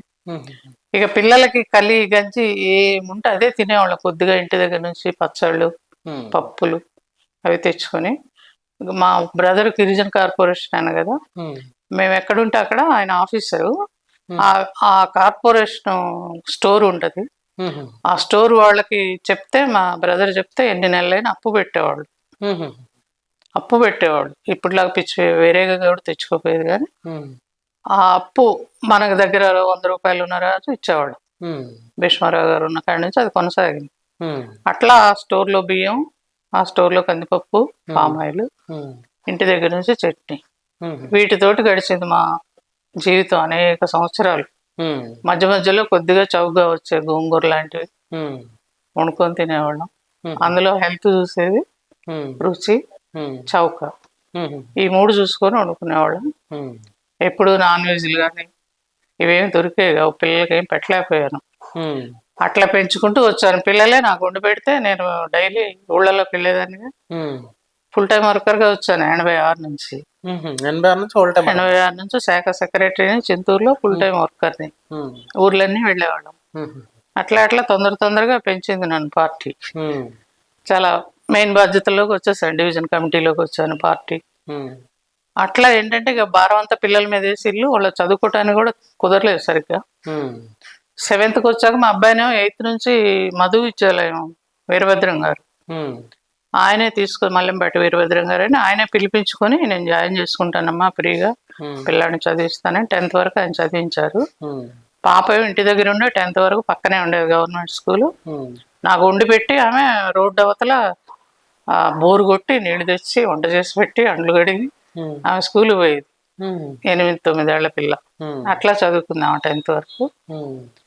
10th అయిపోయిన తర్వాత భద్రాచలానికి మార్చాము మా అమ్మక. భద్రాచలం వచ్చిన తర్వాత మళ్ళీ గవర్నమెంట్ కాలేజీలో జాయిన్ అయ్యారు పిల్లలు. ఇంటర్ చదివారు. మళ్ళీ 93కి ఏమంటే ఖమ్మం రమ్మంది పార్టీ. ఖమ్మం వచ్చాం. ఖమ్మం వచ్చాక బాబు ఏమో డిగ్రీలో జాయిన్ అయ్యాడు గవర్నమెంట్ కాలేజీ. పాప ఏమో ప్రైవేట్ కాలేజీ ఇంటర్ జాయిన్ చేశాను. అక్కడ ఇంటర్ కంప్లీట్ చేస్తుంది, బీకామ్ కంప్లీట్ చేస్తుంది. నార్మల్ చదువులే చదివించాం మేము. ఆనాడు ట్రైబల్ పిల్లల్ని చదువుకుంటే ఉద్యోగాలు వస్తాయి, మీ పిల్లలు బాగా బతుకుతారు అని చెప్పిన మాటలు ఇప్పుడు ఆ ఏరియాకి వెళ్తే కళ్ళ నిండా కనబడతారు చదువుకున్న పిల్లలు, రకరకాల జాబులు. నేను ఒక ఎన్నికల క్యాంపెయిన్కి వెళ్ళి ఈ మధ్య ఒక అబ్బాయిని పిలిచి ఏం చేస్తున్నావు, ఆయన భీష్మారావు పేరు పెట్టారు, దగ్గర పిలిచి నేను ఎవరో తెలుసా అంటే నాకు తెలియదు అన్నాడు. మరి నీ పేరు ఎవరిదో తెలుసా అంటే ఇక్కడ పెద్ద ఆయన చనిపోయారు స్తూపాల పక్కనే, ఆయన పేరు పెట్టారు నాకు అన్నాడు. మా తాత పెట్టాడు అన్నాడు. నేను ఆయన భార్య నేనయ్యా అని భుజం చేసి మీ చదువుల కోసం వాళ్ళు ఎంత కష్టపడ్డారో తెలుసా నీకని అడిగాను. అట్లా అనేక మంది నాకు ఒళ్ళు పులకించింది అబ్బాయిని చూసినప్పుడు. అనేక మంది టీచర్లు అయ్యారు, ఇంజనీర్లు అయ్యారు, చదువుకుంటున్నారు. గిరిజనులు వందల మంది, వేల మంది. ఏ ఇంట్లో చూసినా ఇవాళ ఉద్యోగం ఉన్నారు. అది కళ్ళ పండగగా అనిపించింది. మా విజయం అందులో కనబడింది, మేము సాధించిన ఫలితాలు. కానీ మా పిల్లలకు మాత్రం ఉద్యోగాలు వచ్చేదా చదివించలేకపోయారు. మీరు ఉద్యమాల్లో ఉంటూ మళ్ళీ మీ పిల్లలు కూడా ఉద్యమాల్లో పనిచేసినట్టున్నారు కదా. బాబు దాదాపు 5-6 ఏళ్ల వయసు నుంచే జెండా పట్టుకొని నేను నాన్న చేస్తున్న పనే చేస్తా అనేవాడు. కొద్దిగా డైవర్ట్ చేయడానికి ప్రయత్నం చేస్తాను. లేదు నాన్న నువ్వు ఏదైనా జాబ్ చేస్తే పార్ట్ టైం చదువుకుని పార్ట్ టైం పార్టీ కోసం పనిచేయి, పార్ట్ టైం జాబ్ చేయి, నాకు సపోర్ట్ అవుతావు అని అడిగాను. కానీ ఆయన చిన్నపిల్లడి కాడ నుంచే నేను ఫుల్ టైం పార్టీకే చేస్తాను, నేను నాన్న చేసిన పనే చేస్తానని తెలియని వయసు నుంచే అట్లా ఏర్పాటు చేసుకున్నాడు. అట్లా SFIలోకి వచ్చా పెద్ద దాడి జరిగింది ఖమ్మం గవర్నమెంట్ కాలేజీలో. ఆయన కూడా ML గ్రూప్లో PDSC వాళ్ళు చంపేటట్టే కొట్టారు. చాలా బండలేశారు, చాలా గాయాలైనాయి, కాలు చేరి 6 నెలలు మంచంలో ఉన్నాడు. బతికాడు లక్. ఆ తర్వాత అట్లా ఓల్డ్ టైమర్ గానే బతికాడు ఆయన SFI నుంచి. 32-33 సంవత్సరాలు ఓల్డ్ టైమర్. ఇక అమ్మాయి మాత్రం, అమ్మాయిని చేసుకున్న అబ్బాయి కూడా SFIలో పనిచేసేవారు. అబ్బాయి 2 పెళ్లిళ్ళు, కట్నాలు కానుకలు లేకుండా. ప్రేమ వివాహం లేదు లేదు, అంటే ఇష్టపడ్డారు ఇద్దరు కానీ కావాలని స్టేజ్ మ్యారేజ్ అవి కట్నాలు లేకుండా చేసుకున్నారు. అబ్బాయిది కూడా, అమ్మాయి SFI భద్రాచలంలో చురుగ్గా SFIలో పనిచేస్తుంది అమ్మాయి. నేను అడిగి చేశాను ఈ అమ్మాయి మా అబ్బాయికి ఎట్లా ఉంటది అని. చేసాం. 2 వివాహాలు కూడా తమ్మినేని గారి చేతుల మీదే జరిగాయి. ఎట్లా ఇప్పుడు అప్పుడు కాలంలో భీష్మారావు గారు, చంద్రరావు గారు ఈ గిరిజనులతో వాళ్ళలోకి వెళ్ళాలంటే చదువు లేని సందర్భం. అట్ ద సేమ్ టైం అప్పటి కార్యకర్తలతోటి ఎట్లా ఉండేవాళ్ళు? కార్యకర్తలతో చాలా బాగుండేవాళ్ళు. ఇప్పుడు నేను కోరుకునేది ఏంటంటే యువతని మనం ఎంతన్నా పని చేయనియండి, హార్ట్ఫుల్ గా ఉన్నాం కార్యకర్తలతో. ఫస్ట్ మన పనిలో రావాల్సిన రిజల్ట్ ఏంటంటే కార్యకర్త మన నమ్మాలి, కింద ప్రజలు మన నమ్మాలి, కార్యకర్తని విశ్వసించాలి. విశ్వసించాలంటే మనలో నిజాయితీ, నిష్కల్మషత్వం ఖచ్చితంగా ఉండాలి. ఈ 2 ఉంచుకొని మనం ధైర్యంగా వాళ్ళ ముందు మాట్లాడాలంటే కొంత నిరాడంబరత, కమ్యూనిస్టు ప్రమాణాలు మనం కూడా ఖచ్చితంగా పాటించాలి. పాటించకపోతే ఆ విశ్వాసంలోకి ప్రజలు తీసుకోలేరు కదా. తీసుకున్నా ఇవాళ ఉన్న రాజకీయ పరిస్థితులు ఈ నేపథ్యంలో అట్లాంటి కార్యకర్తలను కూడా విశ్వసించని ప్రజలు ఉన్నారు. అది కొంతకాలం నడుస్తుంది. తర్వాత అయినా ఆ ప్రజలు ఆ కార్యకర్తను ఖచ్చితంగా విశ్వాసంలోకి తీసుకుంటారు. ఇవాళ కొంతమందిని చూస్తుంటాం, గ్రామాల్లో చనిపోయినా కానీ కార్యకర్త చనిపోతే ఎంతో ప్రజలు ఎంతో ఆవేదనతో అందులో పాల్గొంటారు, సెల్యూట్ చెప్తారు. ఎక్కడి నుంచి వస్తుంది ప్రజలకు ఆ చైతన్యం? కానీ చదువుకోని వాళ్ళు ఈ ఉద్యమాల్లో మరణించిన, హత్యలకు గురైన మొత్తం పెద్ద ఎత్తున జనం వస్తారు. సో ఎట్లా చైతన్యం ఎట్లా వస్తుంది అంటారు? అది వాళ్ళు పొందిన అనుభూతులు. అంటే ఆ నాయకుడు, ఆ నాయకురాలు వాళ్ళు బ్రతికున్న రోజులు ఆ ప్రజల కోసం ఎంత కష్టపడ్డారో ఇప్పుడు మనం మాట్లాడుకున్నాం, అనేక సొంత పనులు కూడా వదిలిపెట్టి, ప్రాణాలను కూడా లెక్క చేయకుండా, కుటుంబాలు వదిలిపెట్టి అనేక సందర్భాల్లో వాళ్ళ కళ్ళ ముందు కనపడతారు. ఇవన్నీ వాళ్ళ జీవిత అనుభవంలో గుర్తొస్తాయి కదా. అట్లా ఆ నాయకుడు చనిపోయినప్పుడు, ఆ నాయకురాలు చనిపోయినప్పుడు వాళ్ళలో అది పొంగుకొస్తుంది. అనేక మందిని చూస్తుంటాం మనం. సుందరయ్య గారి అంత్యక్రియలు చూసాం, కోట్లాది మంది ప్రజలు. అంటే ఆయన చేసిన త్యాగం, బిడ్డలు కూడా వద్దనుకుని ఆయన ప్రజల కోసం పడ్డ కష్టం, ఇవన్నీ ప్రజల్లో ఉంటాయి కదా. ఇప్పటికీ అటువంటి వాళ్ళు ఉన్నారు. కాకపోతే ఇప్పుడు ఈ బూర్జువా మీడియా, బూర్జువా పార్టీలు ఇవన్నీ ఏంటంటే కావాలని బురద పూస్తూ సుందరయ్య గారితో అయిపోయింది, లేకపోతే ఇంకోళ్ళతో అయిపోయింది, ఇట్లా మాట్లాడుతుంటారు. ఒక్కో ప్రాంతంలో ఒక్కో నాయకుడు, ఫలానా నాయకుల్లాగా. ఇప్పుడు ఆ భద్రాచలం ఏరియా కూడా ఉంటారు, అప్పుడు నాయకుల్లాగా లేరు, ఇట్లా మాట్లాడుకుంటారు. కానీ అది కరెక్ట్ కాదు. ఇప్పుడు ఉన్నారు గొప్పగా పనిచేస్తున్న కార్యకర్తలు, నాయకులు, త్యాగాలు చేస్తున్న వాళ్ళు కొంతమందిని ఊహించుకొని అట్లా మాట్లాడి ఉండొచ్చు, కానీ అది కరెక్ట్ కాదు. ప్రజలు ఆ బూర్జువా మీడియా మత్తులో పడుతున్నారు తెలియక. దానివల్ల ఇవాళ కమ్యూనిస్ట్ ఉద్యమం వీక్ కావటానికి పనిచేస్తాయి ఆ వాదనలు.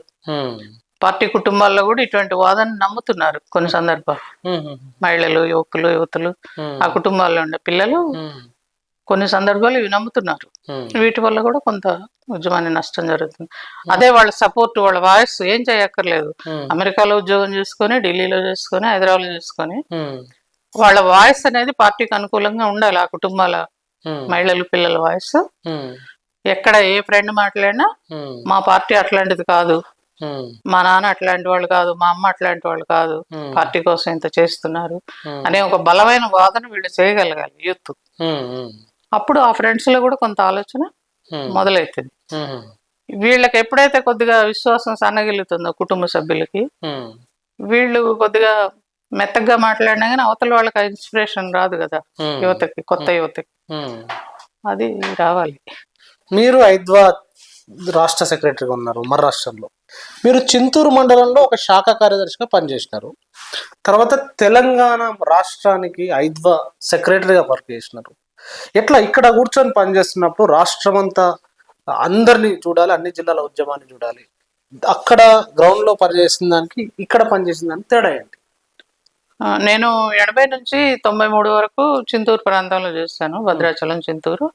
93 ఖమ్మం వచ్చి 2004 వరకు ఖమ్మంలో పనిచేశాను. పార్టీ సెక్రటరీ మెంబర్ గా, ఐద్వా జిల్లా సెక్రటరీగా చేశాను ఖమ్మం.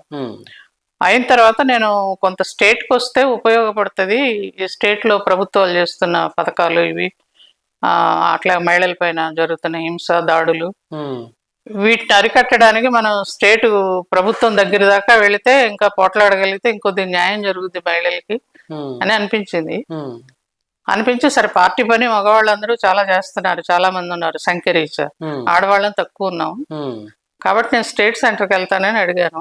మీరు అడిగారా? అడిగాను. పార్టీ అడిగింది? నేనే అడిగాను ముందు. పార్టీ కూడా ఏం అబ్జెక్ట్ చేయలేదు, నీ ఇష్టం అమ్మా అన్నారు. అట్లా 2004లోనే స్టేట్ సెంటర్కి వచ్చాను ఉమ్మడి రాష్ట్రంలో. వచ్చి వైస్ ప్రెసిడెంట్ గా ఉన్నాను, ట్రెజరర్ గా ఉన్నాను. స్వరూప్ రాణి గారు సెక్రటరీ ఉండేది, జ్యోతి గారు ప్రెసిడెంట్ ఉండేది, నేను కొన్నాళ్ళు పుణ్యవతి గారు ఉన్నారు సెక్రటరీ. అట్లా నేను వైస్ ప్రెసిడెంట్ గా ఉన్నాను. ఉంటూ ఒక ప్రముఖ పాత్ర, ఆ ముగ్గురులో ఒక మనిషిగా ఒక ప్రముఖ పాత్ర పోషిస్తూ పనిచేస్తాను. అట్లా 14 వచ్చేటప్పటికి 2 రాష్ట్రాలు విడిపోయినాయి కదా, అప్పుడు క్యాడర్ అవసరం అయింది. అప్పటిదాకా నేను మెయిన్ బాధ్యతలు మోయగలిగే స్థితిలో లేను, వద్దనుకున్నాను. మీరు వద్దనుకున్నా? అంటే అక్కడ చాలా వర్క్ చేశాను, వద్దనుకున్నాను. అక్కడ నుంచి అలసిపోయి వచ్చాను, ఇక వద్దు, మెయిన్ బాధ్యతలు వద్దు, ఇట్లా చేద్దాం కొంత పని అనుకున్నాను. అప్పుడు తెలంగాణ విడిపోయిన తర్వాత క్యాడర్ కొరత వచ్చింది. ఆ పరిస్థితిలో మెయిన్ బాధ్యత తీసుకోవాల్సి వచ్చి సెక్రటరీగా బాధ్యత తీసుకున్నాను. అట్లా కూడా 65 సంవత్సరాల వయసులో కూడా గట్టిగానే పనిచేశాను. చీప్ లిక్కర్ వ్యతిరేక ఉద్యమం ఆనాటికి మన ముఖ్యమంత్రి, పాత ముఖ్యమంత్రి గారు ఎవరికి గింత ఎంట్రీ ఇవ్వలేదు, ఎవరి మాట పట్టించుకోని పరిస్థితి. చీప్ లిక్కర్ మూవ్మెంట్ తోటి ఆయన ప్రతిపాదన వెనక్కి తీసుకున్నాడు. జిల్లాలో ఉన్న కలెక్టర్లంతా ఆయన కబురు పంపారు, అటు ఉద్యమం చాలా ఊపందుకుంది, ప్రమాదం వస్తుంది ప్రభుత్వానికి, మీరు సరైన నిర్ణయం తీసుకోకపోతే. తర్వాత తెలిసిన వార్తలు మీడియా ద్వారా అట్లా చీఫ్ లిక్కర్ యాత్ర ఒక సీఎం కూడా నిలేసి మొండి సీఎంని ఆ ప్రతిపాదన వెనక్కి తీసుకుంది.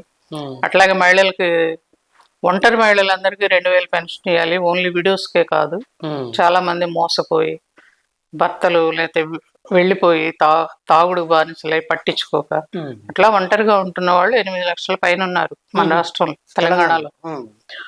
వీళ్ళందరూ తెలంగాణ వీళ్ళందరికీ కూడా ఆ పెన్షన్ వర్తింపజేయాలని ఆనాడు ఈటల రాజేంద్ర ఆర్థిక మంత్రి ఉండి మా బృందం వెళ్ళి కలిసి అందరం లీడర్లు ఒత్తిడి తెస్తే ఆయన మాజీ ఎస్ఎఫ్ఐ వాసన అది ఇది మంచి ప్రతిపాదనమ్మా తప్పకుండా శాంక్షన్ చేస్తామని చెప్పి ఓ 3,50,000 మంది శాంక్షన్ చేశారు. ఇంకా 5 లక్షల మంది మిగిలి ఉన్నారు 5లో. అట్లాంటి పోరాటాలు సదస్సు పెట్టి వాళ్ళ వాయిస్ అంతా తీసుకెళ్ళి రికార్డు చేసి అక్కడ ఇచ్చాం. వాళ్ళ అభిప్రాయాలన్నీ మెమోరాండం చేసి ఇచ్చాం. అట్లాంటివి కొన్ని సాధించడానికి అట్లా ఉపయోగపడ్డాను. ఇక ఆ తర్వాత ఈ ఒక్క టర్మ్ చేశాను సెక్రటరీగా. ఇంకా వద్దు అనుకుని ఇంకా నాకంటే ఎంగేజ్ వాళ్ళు పెడదామని మల్లు లక్ష్మి గారిని రమ్మని సెంటర్కి పెట్టాను.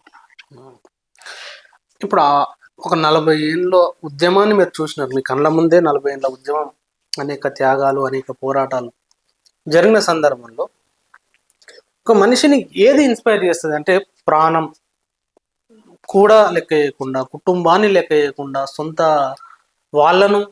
విషయాలను లెక్క చేయకుండా ప్రజల కోసమే పనిచేయాలి, లేకపోతే ప్రజల జీవితాన్ని మార్చాలి అనడానికి ఏం ఇన్స్పిరేషన్ ఉంటుంది? ఎందుకు అంత మొత్తం వదిలేస్తారు నిజంగా ఈ ఉద్యమాలలో? మా వైపు నుంచి అంటే కార్యకర్తలు నాయకుల వైపు నుంచి చూస్తేనేమో ప్రాణాలు ఎప్పుడైనా పోవచ్చు. విమానాల్లో బయలుదేరిపోయేవాళ్ళు కూడా టప్పున జరుగుతున్నాయి. అనేకం చూస్తున్నాం. హెలికాప్టర్లు, పెద్ద పెద్ద కోటీశ్వర్లు, 100 కోట్లు 1000 కోట్లు ఉన్న వాళ్ళు కూడా అది ఆపలేము ఎవరు. అట్లాగే పేదలు, కటిక పేదలు, తాగుడుకు బానిసలే చనిపోతున్న వాళ్ళు మేము సర్వే చేస్తే 116 మంది ఉన్నారు. చనిపోయిన 100 కుటుంబాల్లో ఒంటరి మహిళల్లో 116 మంది తాగుడు బానిసలే చనిపోతున్నారు. అట్లా ఒక ఉద్యమంలో ప్రాణాలు ఇస్తున్నాం. రకరకాలు జరగవచ్చు, యాక్సిడెంట్లో ఎన్నో రకాలు జరుగుతున్నాయి. అట్లా ఉద్యమం కోసం ప్రాణం ఇయటం, తెలిసి ప్రాణం ఇయటం, అది ఎంత ఇన్స్పిరేషన్ ఇస్తుంది ప్రజల సమాజ మార్పుకి. అది మమ్మల్ని ఇన్స్పైర్ చేస్తుంది. పోలీసు లాఠీ చార్జీలు కానీ, జైళ్లు కానీ, పాత నాయకుల చరిత్రలు చదివినా అవి ఇన్స్పైర్ చేస్తాయి. ఆ కళ్ళల్లో, ప్రజల కళ్ళల్లో కనపడే ఆనందం, వాళ్ళు ఉపయోగాలు పొందినప్పుడు ప్రజల కళ్ళల్లో కనపడే ఆనందం ఇన్స్పైర్ చేస్తుంది. అది సంపదలు అన్నిటికంటే గొప్పగా కనపడుద్ది. రెండోది ప్రజలు ఇన్స్పైర్ చేసేది ఏంటంటే మన ఆచరణ. మొదటిది మన ఆచరణ, రెండోది వాళ్ళకి ఉపయోగపడ్డ తీరు. మన నుంచి కమ్యూనిస్ట్ పార్టీ నుంచి వాళ్ళు ఏమేమి బెనిఫిట్స్ పొందారు అవి గుర్తొచ్చినప్పుడు ఎంత మనసు లేని వాళ్ళకైనా మనసు కరుగుతుంది. అది ఇన్స్పైర్ చేస్తుంది మన పోరాటాలు, మనం సాధించిన ఫలితాలు అవన్నీ. మూడోది యువతకి వాళ్ళకి కొంత హీరోయిజం. ఇప్పుడు ఇవాళ నక్సలైట్ పార్టీలు ఉన్నాయి, హింసావాదంతో సాధించేది చాలా తక్కువ, కానీ హీరోయిన్లుగా కనబడుతుంటారు వాళ్ళకి ప్రజలు. అట్లా అట్రాక్ట్ అవుతుంటారు. అట్లానే కమ్యూనిస్టులు అంటే ఒక హీరోయిన్, రియల్ హీరోయిన్ గానే కనబడతారు. వాళ్ళు ఎదుర్కొన్న అవన్నీ, ఇట్లాంటి చర్చ జరిగినప్పుడు, మీలాంటి వాళ్ళు మీడియాలో చూపెట్టినప్పుడు ఇవన్నీ చూసిన ప్రజలు ఇన్స్పైర్ అవుతారు.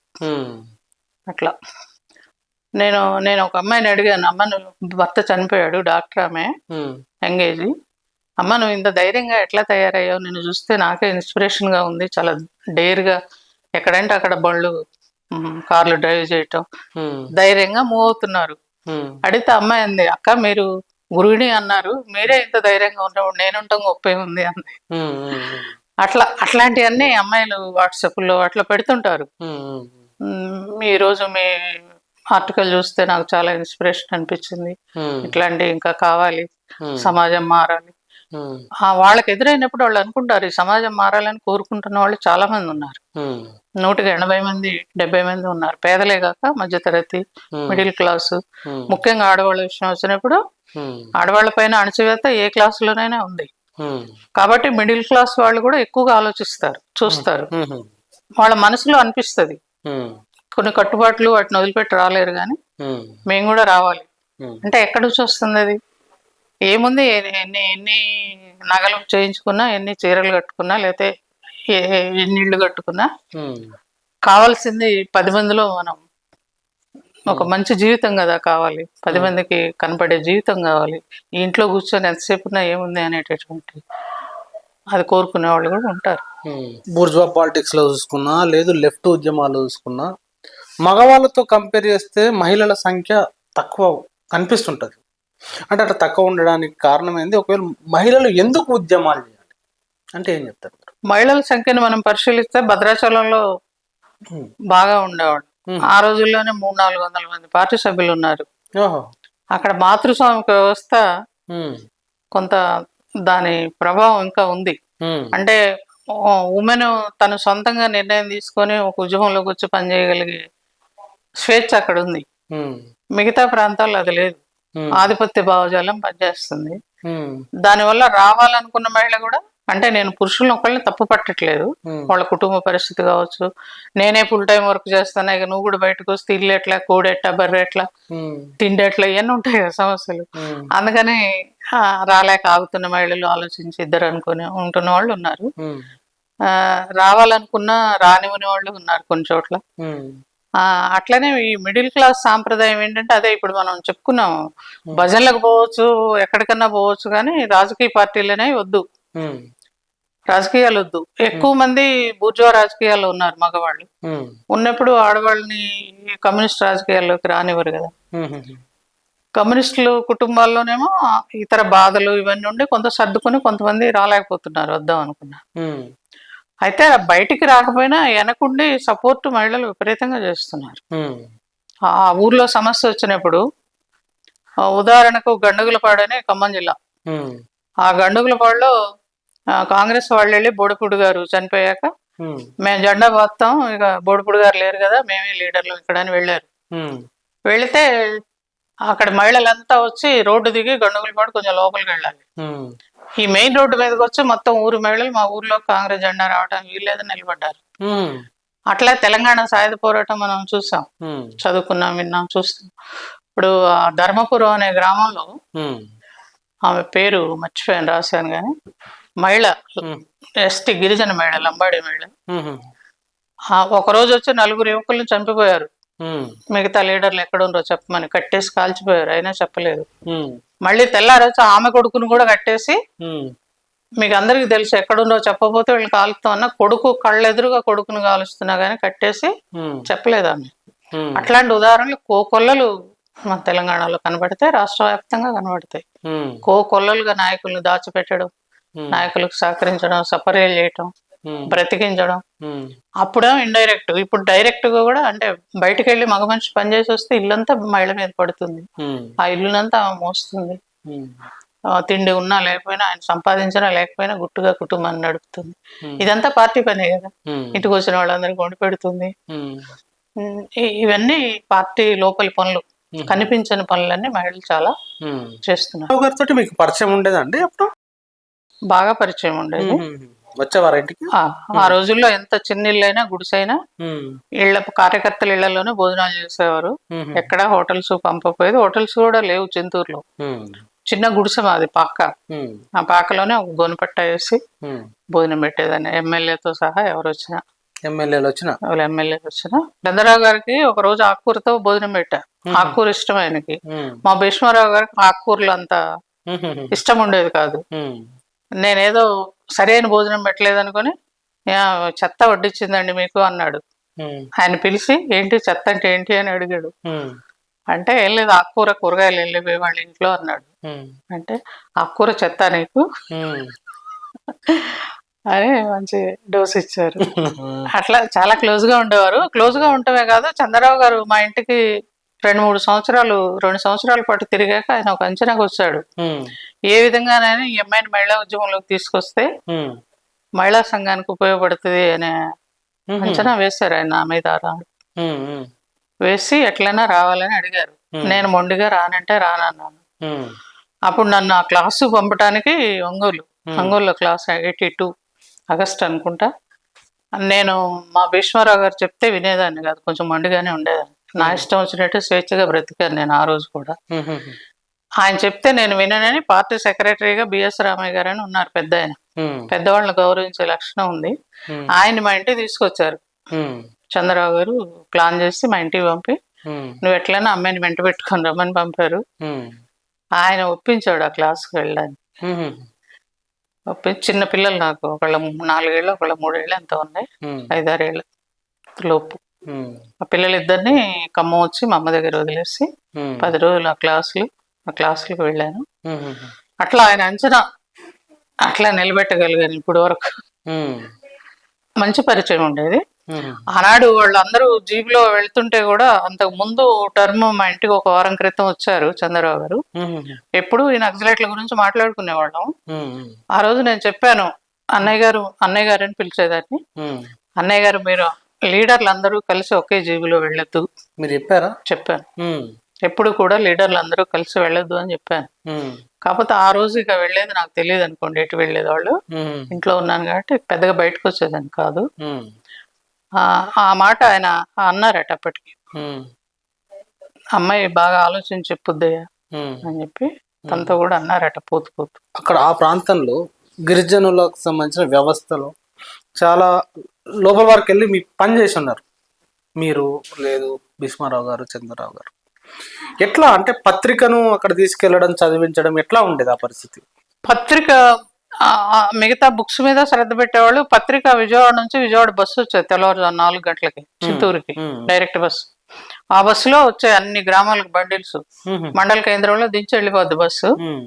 ఏ గ్రామానికి వెళ్ళవలసిన పేపర్లు ఆ గ్రామానికి బాయ్ గాని, బాయ్ లేకపోతే కార్యకర్త నాయకులే పంపించేవాళ్ళు. ఎవళ్ళు వస్తే వాళ్ళు సెంటర్కి వస్తుంటారుగా గ్రామాల నుంచి, వచ్చిన వ్యక్తితోటి ఆ గ్రామానికి పంపించేవాళ్ళు. ఒక్కోసారి వాళ్ళు అందకపోతే తెల్లవారు అందేది. ఆ గ్రామానికి వెళ్ళిన పత్రికని వాళ్ళు చాలా పవిత్రంగా చదివేవాళ్ళు. ఎన్ని శాఖలు ఉన్నాయో అన్ని శాఖలకు పత్రిక వెళ్ళేది.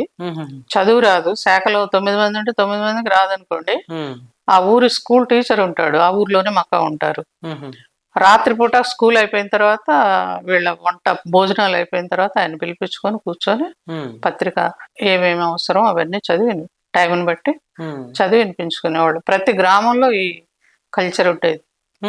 ఇది రాకుండా వేరే వాళ్ళతో మేము మహిళా శాఖలు వేసాక కూడా, నేను కొన్ని మహిళా శాఖలు వేసాను సపరేట్ అక్కడ. వాటిలో కూడా చదువు వచ్చిన అమ్మాయో అబ్బాయో ఎవరుంటే వాళ్ళని, అప్పటి కొద్ది పిల్లలు బడికి వెళ్తున్నారు, నేను ఆర్గనైజేషన్లోకి వచ్చి 5-6 ఏళ్ళు గడిచేటప్పటికి ఆ చదువుకున్న పిల్లల్ని కూర్చోబెట్టి రాత్రిపూట పనులన్నీ పగలంతా పని చేసుకుంటారు. పనులన్నీ అయ్యాక అందరూ ఒక దగ్గర కూర్చొని ఆ మ్యాటర్ ఇవాళ భద్రాచలంలో ఇది జరిగింది, లేకపోతే ఖమ్మంలో ఇది జరిగింది, లేకపోతే పలానా నాయకుడు పలానా దగ్గర పలానా పోరాటంలో జైలుకి వెళ్ళాడు, అట్లాంటి ఇన్స్పిరేషన్ ఇచ్చే వార్తలన్నీ చదివించుకుని వినేవాళ్ళు. రాత్రి 11 వరకు కూర్చుంటారు ఓపికగా. మళ్ళీ తెల్లవారుజాము 4 గంటలకు లేచి వంటలు చేసుకుని ఏదో ఒకటి ఉడకబెట్టుకుని వెళ్ళిపోతారు పనులు. అంత ఇన్స్పిరేషన్ గా, అంత చైతన్యవంతంగా ఉండేవాళ్ళు ఆడవాళ్ళు. తర్వాత వరకట్నం ఒకటి, అక్కడ ఈ మాతృస్వామికి వస్తుండటం వల్ల వరకట్నం సమస్య లేదు ట్రైబ్స్ లో, ఇప్పటికీ లేదు. అట్లాగే ఆడపిల్లలు తామే అబ్బాయిని సెలెక్ట్ చేసుకునేవాళ్ళు ఎక్కువ సందర్భాలు. అబ్బాయి పోయి అమ్మాయి నచ్చింది నచ్చలేదు అని చెప్పే సంస్కృతి తక్కువ. అమ్మాయి నచ్చకపోతే ఈ అబ్బాయి కొంచెం మగపిల్లలు డ్రింక్ అలవాటే కళ్ళు, కొద్ది బద్ధకంగా ఉంటారు, ఆడపిల్లలు షార్ప్గా ఉంటారు. దానివల్ల ఏంటంటే ఈ అబ్బాయి నాకు నచ్చలేదు వద్దనేవాడు. ఎవళ్ళని అబ్బాయి వైపు నుంచి ప్రపోజల్ వస్తే నాకు వద్దనేవాడు. ఈ అమ్మాయికి నచ్చిన అబ్బాయి దొరికినప్పుడే పెళ్లిళ్ళు చేసుకునేవాడు. లేకపోతే పెళ్లి కాకుండానే హాయిగా బిడ్డలు కానీ కూడా ఉండేవాడు. కొన్ని సందర్భాలు పెంచుకునేవాళ్ళు. నాన్ ట్రైబల్ చేతుల్లో మోసపోయి బిడ్డలు కన్నవాళ్ళు చాలా మంది ఉన్నారు. ఆ లైంగిక దోపిడీకి వ్యతిరేకంగా కూడా చాలా పెద్ద ఎత్తున మహిళలు పోరాడాం. దానికి పార్టీ సపోర్ట్ చేసింది బాగా.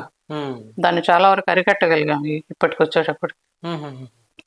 అది వరకట్నం సమస్య ఒకటి లేదు అక్కడ. వివాహం స్వేచ్ఛగా చేసుకునే స్వేచ్ఛ ఇప్పటికీ ఉంది. ఏదన్నా మోసపోయో మరో రకంగానూ బిడ్డని కన్నా సమాజం నుంచి ఒత్తిడి లేదు, పెంచుకునే ఒక మంచి సంస్కృతి ఉంది. అదే తల్లి హక్కు కావాలి అని చెప్పి ఇంటి పేరు కూడా తల్లి పేరు మీద రావాలి ట్రైబల్ ఏరియాలోనే. బృందాకర్త గారు ఎంపీ ఉన్నప్పుడు మా ఎమ్మెల్యే గారు బొజ్జు గారి ద్వారా అనేక సర్వేలు పంపించి కూడా ఆమె అక్కడ పార్లమెంట్ లో మాట్లాడి ఆ చట్టాన్ని చేయించారు. ఇప్పుడు తల్లి హక్కు, ఇప్పుడు తల్లి పేరు మీద అది వస్తుంది. తల్లి ఒకళ్ళ నాన్ ట్రైబల్ పెళ్లి చేసుకున్నా తల్లి పేరు మీద ట్రైబ్ పేరు మీద సర్టిఫికెట్ వస్తుంది ఎంఆర్ఓ ఆఫీస్ నుంచి. అట్లాంటి ఒక సౌకర్యాన్ని వాళ్ళు పొందగలిగారు. ఈ నాయకులను హత్య చేసిన తర్వాత జనం నుంచి రియాక్షన్ ఎట్లా వచ్చిందండి అప్పుడు? జనం బాగా స్పందించారు. మొదటిది అసలు హత్యనే ఖండిస్తూ ఆ అంత్యక్రియల సభలు చూస్తేనే ఆ ఏరియాలో ఉన్న ప్రజలంతా ఆశ్చర్యపోయారు. పెద్ద ఎత్తున ఎక్కడికక్కడ చీమల దండుల్లాగా నడుచుకుంటూ ఏ ఊరుకు ఆ ఊరు నినాదాలు ఇచ్చుకుంటూ నక్సలైట్లు ఖండిస్తూ మావోయిస్టుల్ని వచ్చి జనం వేలాది మంది ఆ సభల్లో పాల్గొన్నారు. అన్ని చోట్ల ఎక్కడ అమరవీరుని చంపిన చంద్రరావు గారు, భీష్మారావు గారు, వెంకటరెడ్డి, పులిరామ ఎవరైతే అందరిని ఆ స్పందనతో పాటు తర్వాత పార్టీ పిలుపునిచ్చింది. అంతకుముందే మన వాళ్ళు చంపబడ్డ నాయకులు కూడా గ్రామాల్లోకి వచ్చి వాళ్ళు అన్నాలు వండించుకొని తింటుంటే పోలీసు వచ్చి అటాక్ చేస్తుంది గ్రామాల మీద. మీరు ఎందుకు అన్నం పెడుతున్నారని పోలీసులు వీళ్ళని పట్టబోవటం, కేసులు పెట్టడం, పార్టీ ఎమ్మెల్యే గారు విడిపించడం జరుగుతున్నాయి. అందుకని ప్రజల్ని ఇబ్బంది పెట్టొద్దు మీరు, కాబట్టి మీరు గ్రామాలకు రావద్దని చెప్పారు. వీళ్ళు కూడా మీరెవరు మమ్మల్ని రావద్దంటాను కానీ వాళ్ళు అట్లానే ప్రజల్ని ఇబ్బంది పెడుతున్నారు. ఇదంతా 2 సంవత్సరాల నుంచి నడుస్తుంది. ఈ క్రమంలో ఏంటంటే వీళ్ళని చంపిన తర్వాత మాకింత అండనిచ్చే నాయకుల్ని మీరు చంపారు కాబట్టి మా గ్రామాలకు రావద్దు మీరు. జనం అన్నారా? జనం ఎక్కడికక్కడ ప్రతి గ్రామం, చింతూరు మండలంలో ఉన్న 60 గ్రామాలు తిరగబడ్డాయి. మావోయిస్టులు రానేలే. కొన్ని గ్రామాల్లో కాంగ్రెస్ బలంగా ఉండొచ్చు, కొన్ని సిపిఎం బలంగా ఉంది. సిపిఎం బలంగా కాంగ్రెస్ వాళ్ళు అక్కడక్కడ దాచిపెట్టారు కానీ వాళ్ళు రావడానికే భయపడ్డారు. అసలు కొంతకాలం 1 సంవత్సరం పాటు రావడానికే వణికారు. ఎక్కడ కూడా రానివ్వలేదు. ఎక్కడన్నా అడవుల్లో పొరపాటున కలిసి మాట్లాడినా అదే సమాధానం చెప్పారు. మా జీవితాలు మలుపులు తిప్పటం కోసం కష్టపడుతున్న నాయకులు మీరు చంపారు కాబట్టి మా గ్రామాలకు రానివ్వం, మేము అన్నం పెట్టాం. ఈ నినాదం ప్రజలు తీసుకున్నారు. దీంతో 1 సంవత్సరం 2 సంవత్సరాలు రెండేంటి దాదాపు 5-6 సంవత్సరాలు ఆ గ్రామాల్లోకి పోవడానికి ధైర్యం చేయలేదు. ఆ తర్వాత కొద్దిగా చొరబడి మిగతా కాంగ్రెస్ వాళ్ళ అండతోటో వాళ్ళతోటో అట్లా పోబోయినప్పుడు ఆ గ్రామం నుంచి వీళ్ళు గొడ్డళ్ళు బడ్డకత్తులు పట్టుకొని చెట్లు నరుక్కోవటానికి వస్తారు ట్రైబులు. ఎటుపోయినా వాళ్ళ చేతిలో కత్తి ఉంటుంది ట్రైబల్ చేతిలో. అట్లా వాళ్ళు ఏదైనా పని కోసం బయలుదేరి వస్తున్నారని తెలిసినా గానీ ఊరు బయట వీళ్ళకి తెలిస్తే నక్సలైట్లు ఇక్కడే ఆగిపోయేవాళ్ళు, ఇక్కడ నుంచి వెనక్కి తిరిగి వెళ్ళిపోయేవాళ్ళు. అట్లా దాదాపు పారిపోయినంత పరిస్థితి. 5-6 సంవత్సరాలు తిరిగి గ్రామాల్లోకి రాలే. 10 సంవత్సరాల తర్వాత ఎప్పుడో మళ్ళీ వాళ్ళు కొంత ఎంటర్ కావటానికి అక్కడ పార్టీ వీక్ కావటం, ప్రజలు ఆ తరం కొంతమంది కొంత పెద్దవాళ్ళు అయిపోవడం, ఇట్లాంటి బాగా బాణాలు బ్రహ్మాండంగా కొట్టగలిగే వాళ్ళు ఉన్నారు. అట్లాంటి వాళ్ళు కొద్దిగా తగ్గినాక వీళ్ళు అడుగు పెట్టారు కానీ అప్పటిదాకా అడుగు పెట్టలేకపోయారు గ్రామాల్లో. అప్పటిదాకా మీరు అంటే సభలు చాలా పెట్టారు కదా, సభల్లో మాట్లాడుతున్న సందర్భంలో అంటే మళ్ళీ మావోయిస్టుల నుంచి అది రాలేదా? వచ్చేది నిరంతరం వాళ్ళ గురించి, అంటే ప్రజల అభివృద్ధి గురించి మాట్లాడేవాళ్ళం. నాయకులు చంపడం అన్యాయం, వీళ్ళ విధానం కరెక్ట్ కాదు కాబట్టి ఎవరు కూడా మావోయిస్టుల మాటలు వినాల్సిన అవసరం లేదు. ప్రజలకు చేసింది ఏమీ లేదు. ఈ ప్రాంతంలో వివరాలు కూడా చెప్పేవాళ్ళం, ఏ ఊరికి ఆ ఊరు. బోరింగ్ ఎవరు వేయించారు, ఏ పార్టీ వచ్చాక వేయించింది, స్కూల్స్ ఎవరు కట్టించారు, పిల్లల అభివృద్ధి కోసం ఎవరు పనిచేశారు, వాళ్ళ రేషన్ కార్డులు వగైరా వగైరా, ఆసుపత్రులు, ఇవన్నీ ఎవరు చేస్తున్నారు ఏంటి, వాళ్ళు ఏం చేశారో చెప్పమనండి, ఈ గ్రామంలో ఏం ఉపయోగకరమైన పని చేశారో చెప్పమనండి అని చెప్తుండేవాళ్ళు, చెప్పేవాళ్ళు. మమ్మల్ని కూడా బెదిరించారు. ఆ తర్వాత వాళ్ళు చనిపోయాక వెంకటరెడ్డి గారు, మేము ఇప్పుడు ఆంధ్ర సెక్రటరీగా ఉన్న వి శ్రీనివాసరావు గారు మండల ఎలక్షన్ మాకు ఇన్ఛార్జ్ మా మండలానికి. ఒకరోజు మేము కొల్తూరు అనే ప్రాంతంలో ఒక సభ పెట్టాం, బహిరంగ సభ. అక్కడికి మేమందరం వెళ్ళాలి, లీడర్లు అందరం. అక్కడ కాపలా చేసాం. ఇవాళ ఎవరో ఒకళ్ళని చంపది వెనక్కి పోవని కబురు పంపారు మాకు. ఇంటికి ఆఫీస్గా డైరెక్ట్ కబురు పంపారు. మా ఇల్లే ఆఫీస్ కింద ఉండేది 10 ఏళ్ళు కూడా. పంపిస్తే ఇక అప్పుడు చర్చ, శ్రీనివాసరావు గారు ఎవరు ఆగుతారు అని, వెంకటరెడ్డి గారు, నేను, ఇంకా కొంతమంది లోకల్ కార్యకర్తలు అందరూ ఉన్నాం. మేమందరం కూడా ఎవ్వరం ఆగం, మేమందరం వచ్చేదని మేము అందరు రావడానికి వీల్లేదు ఆయన. అట్లా లాస్ట్ కి నన్ను ఆపి మిగతా వాళ్ళు జీపులో వెళ్ళారు. అంటే ఇక్కడ మిమ్మల్ని చంపుతాము అని ఆఫీస్ కి కబురు పెట్టినా గానీ ఆ రోజు బహిరంగ సభను రద్దు చేయలేదు. వాళ్ళు ఉన్నారని తెలుసు. ఒక రోజు కనుక సభను మనం రద్దు చేస్తామంటే ఇక వాళ్ళ పై చేయి అవుతుంది. అప్పటిదాకా ఇంకా గ్రామాల్లోకి రావట్లేదు వాళ్ళు అని చెప్పి వెళ్ళారు. వాళ్ళు కాపలా వేస్తారు. వాగులు ఉంటాయి కదా, ఆ వాగుల్లో పోలీసు వచ్చేది అప్పుడు మాకు సెక్యూరిటీ. ఆ వాగుల్లో పోలీసు కనపడకుండా కొంత దూరంలో మీటింగ్ వినేవాళ్ళు. ప్రతి మీటింగ్ వినేవాళ్ళు, వినటం, రికార్డు చేసుకోవటం. మీ వాయిస్ ఒకసారి రికార్డ్ చేసిరంట మీ వీడియో. వెంకటరెడ్డి గారు చనిపోయినప్పుడు భద్రాచలంలో పెద్ద బహిరంగ సభ పెట్టాం. త్రిపుర ముఖ్యమంత్రి గారు వాళ్ళు వచ్చారు, దశరథ్ దేవ్ అనుకుంటా. ఆ సభలో నేను మాట్లాడుతూ మా పిల్లలు అడుగుతున్నారు మా నాన్నల్ని ఎందుకు చంపుతున్నారు అని. మరి మా పిల్లలు తండ్రులు ఏమి తప్పులు చేయలేదు, ఎక్కడ ఏ దోపిడీలు చేయలేదు, అయినా చంపుతున్నారు ఎందుకని పసిపిల్లలు అడుగుతున్నారు, మేమే సమాధానం చెప్పాలో అర్థం కావట్లేదు, అందుకని వాళ్ళకి తండ్రి విలువ తెలియదు నాన్న అని చెప్పి సమాధానం చెప్తున్నాం అని చెప్పి మాట్లాడాను నేను. ఆ వాయిస్ రికార్డ్ చేసుకొని, అందులో కొంచెం ఎక్కువ మాట్లాడాను వాళ్ళ గురించి. ఆ వాయిస్ రికార్డ్ చేసుకొని పోయి సత్యనారాయణపురంలో ఒక కార్యకర్త ఉంటారు, ఆ కార్యకర్తని తీసుకొని పోయి ఆ క్యాసెట్ వినిపించి అడవుల్లో ఇట్లా మాట్లాడుతుంది సంగతి చూస్తామని మాట్లాడారట. మాట్లాడితే మరి మీరు అన్యాయంగా చంపుతున్నప్పుడు ఎవరైనా అడగకుండా ఎట్లుంటారు, ఆ ప్రశ్న ఎవరైనా వేస్తారు అని చెప్పి ఆయన కూడా ధైర్యంగానే ఎదురు చెప్పి వచ్చేసాడు, పంపించారు.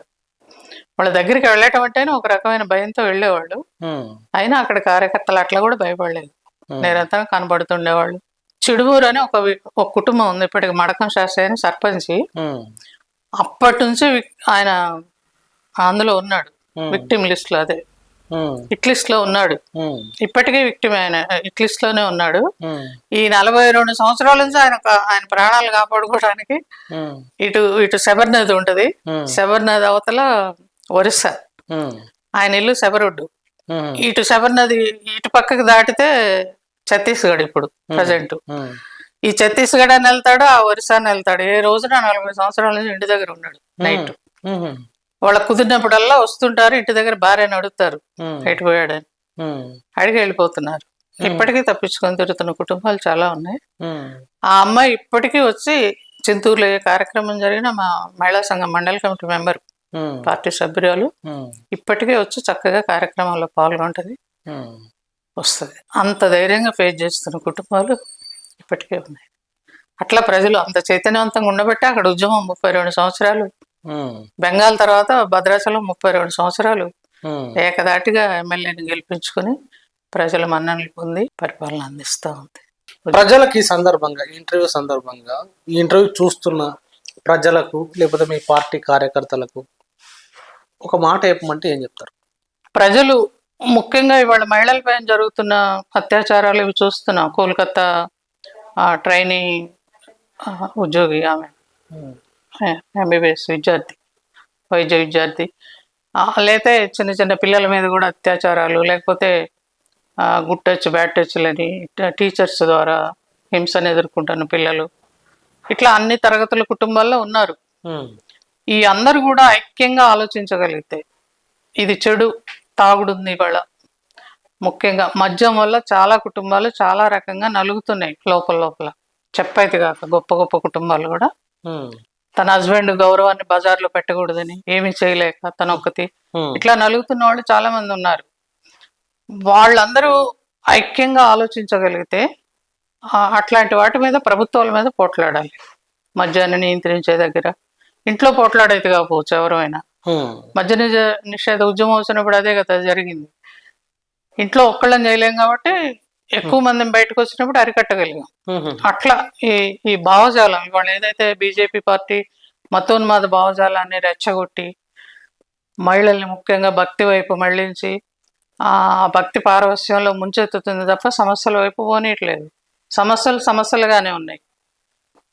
మేము భక్తిని వద్దనట్లేదు, కానీ సమస్యల వైపు కూడా చూడండి అని కోరుకుంటున్నాం ప్రజల్ని. యువతని కూడా అట్లాగే తప్పుదారి పట్టిస్తున్నారు. యువత ఇవన్నీ మనకెందుకు రాజకీయాలు, సాయంత్రం అయ్యేటప్పటికి ఓ ప్యాకెట్టో ఒక బాటిలో దగ్గర పెట్టుకొని నలుగురు దగ్గర కూర్చొని సరదా కబుర్లు చెప్పుకుంటూ కాలం వెళ్ళదిద్దాం అనే ఆలోచనతో యువత ఉంటుంది. దానివల్ల ఎవరికి నష్టం? ఒకటి, కొడుకు పుడితే పున్నామ నరకం అని, కొడుకు పెంచుతాడని ఒక పక్క మతాలు చెప్తున్నాయి. మరి అదే కొడుకులు ఇవాళ దాదాపు 50% యువకులు తాగుడుకు బానిసలై, మత్తుమందులకు బానిసలై, కింది తరగతి నుంచి పై వరకు కూడా పెద్దవాళ్ళని పట్టించుకునేటువంటి పరిస్థితి. పున్నామ నరకం కురి పెట్టడం తర్వాత సంగతి.